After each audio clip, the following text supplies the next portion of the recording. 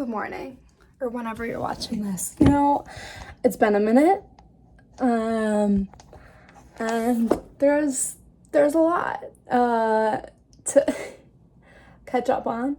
I'm feeling a little blue this morning, so whenever that happens, I've learned that I need to get out of my apartment and go do something, and something that always helps and makes me feel a little bit better is just like getting coffee or taking a walk or making content. So here I am, we're back, we're doing the vlog thing. So I'm gonna get ready, finish getting ready. I don't have a shirt on. And I'll see you in a bit. Somehow I put together an outfit that makes me look like a Williamsburg boy on Hinge. It's the hat, isn't it? It's the hat. We're committing to the bit. I changed the hat. I just, and then I put on these glasses and it didn't really fix the problem, but I just couldn't be walking around like a b-boy. So we're gonna walk to Manhattanville Coffee. It's one of my favorite ones around the area. Usually I get coffee, but I think today I'm gonna get a chai latte, and theirs are the best ones I think I've ever had. Not even kidding.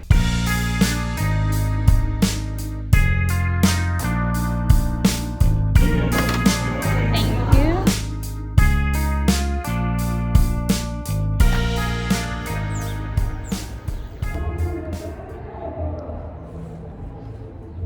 I took off the hat. I was gonna take a nice little spot in the park and talk and give you a little update, but there is clearly a party going on in Jackie Robinson Park today. All right, I'm home, so let's talk about it. All right, so first things top of mind, I'm not blonde anymore, clearly. I started therapy. I got a full-time job that I really love. Finally decided that I don't want to be an opera singer anymore. Putting that away, which was big. That was a big one for me. The big thing I want to talk about is therapy and just like mental stuff, inner child stuff, trauma. So anyway, all these things happened this summer, and I think a lot of it, the results of all of it was basically came down to me starting therapy. Therapy was a long time coming. I knew I needed to go into therapy for a long time. I don't know if you've been keeping up on my Instagram. I've given some insight into my past. If not, basically I have a lot of childhood trauma from my paternal father, who was very abusive. We were in a domestic violence situation, and because of that, I have a fear of abandonment. I have a lot of anxiety. I have problems with intimacy. I have issues with seeking male validation. The list goes on and on and on. And I've always known I needed to go to therapy and work on it. I've never really been in therapy besides when I had to, when we were having a custody thing when I was in, second grade, first grade, a long time ago. So nothing I really remember. And anyway, something happened that resurfaced a lot of trauma and really shone light on all of the shit I haven't healed that I thought I did or thought I was doing okay, and revealed some new stuff that honestly really scared me. And just things I said to someone, and the way I behaved, and even separately from them, behavior that I was going to do that just it scared me. I didn't recognize who that person was. And I knew in that moment that like, I need to go to therapy. I can't talk to my family about this. I can't put this on my friends to talk about this. I need professional help. From what I've learned from therapy and the tools that I've gotten from therapy, you know, I changed my appearance. I've realized a lot of things about myself that I was doing for other people, and a part of that included how I looked. And I think, you know, one, I've had that blonde hair for so long. It was like, it kind of felt therapeutic in a way to be like, that person's gone. That blonde version of Carly is gone. So in a way, when I dyed my hair, especially, I feel like, I don't know, I was stepping into this like new era of Carly in a way. That was really nice. And a little push forward, I think. And it's so weird that something like hair can do that, but tattoos also did that for me. You know, I've always wanted a ton of tattoos, but I didn't do it, and I was very hesitant to get more tattoos because I wanted to be an opera singer. And, you know, don't get me wrong, there are a lot of singers that have tattoos, that have sleeves of tattoos, but it's still not looked on very well. You know, you have to cover it up. And, you know, with therapy, I realized, you know, I really don't want to do opera singing anymore. And it was on my mind for a while.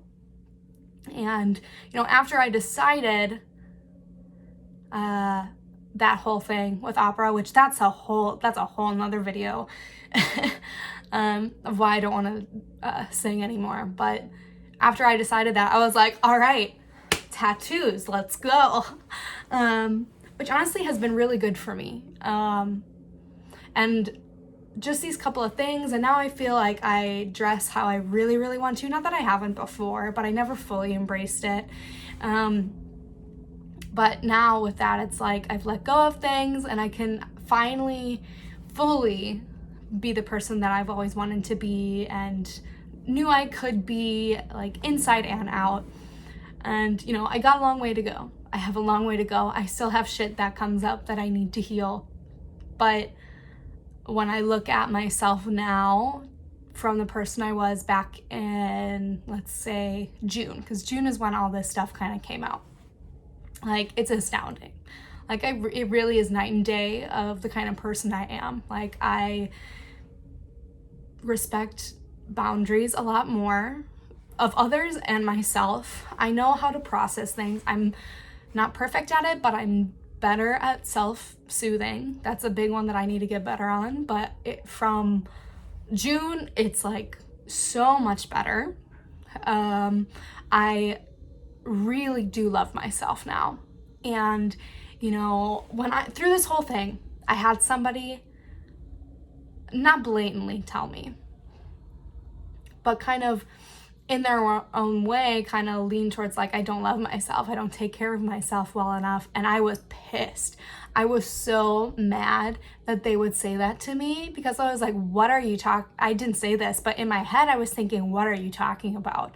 I was so sad in Oklahoma, and I knew I needed to get out to start healing and live a better life. So I got myself out of there in the midst of a pandemic with other shit going on. After I had a work colleague pass away, after my brother had a school shooting, like I was already going through shit on top of being sad, probably depressed. And I moved and like was so much happier for it. And like, it's like I move leaps and bounds for myself. What are you talking about? I don't love myself. But lo and behold, they were right. And I hate to admit that, but in therapy, I really learned the really dark stuff about myself and things I thought about myself. And it's like, oh my God, I really don't love myself.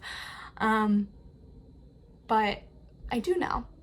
I really do now. And I feel that, and I can confidently say that. And I don't think I could say that before. In the nitty-gritty of everything, this summer and the things I posted on Instagram, people who follow me have been really, really supportive, and I've gotten really